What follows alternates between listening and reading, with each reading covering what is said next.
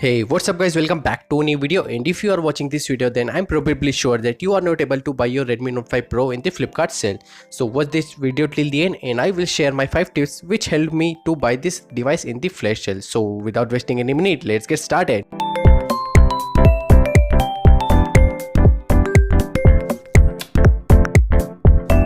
So guys, the Redmi Note 5 Pro device is available through the Flipkart's flash sale, which is arranged on every Wednesday and Friday.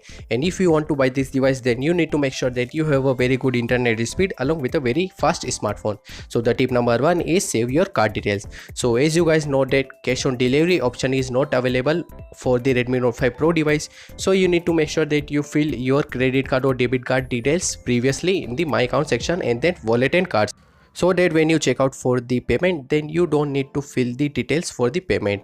So this is very important and first step if you want to buy this device. The second tip for you guys is make sure that you have fulfilled the address details previously in the My Account section, and this is also one of the crucial steps which you have to follow if you are trying to buy Redmi Note 5 Pro device, so that when you check out for the payment, you don't need to fulfill your address details. So guys, choose your color wisely. So why I'm saying this, that the Redmi Note 5 Pro device which is available in the 4 color options, and I have seen that the gold color option is not very much popular among the 3 other colors. So try to buy the gold color variant if you want to buy this device.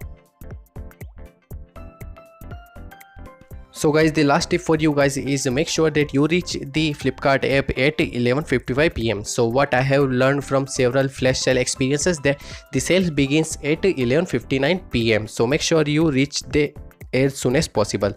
So if you guys have any questions regarding the Redmi Note 5 Pro device, or if you want to perform me any test on this device, then do let me know in the comment section below and I will try to solve your queries. So thanks for watching this video guys.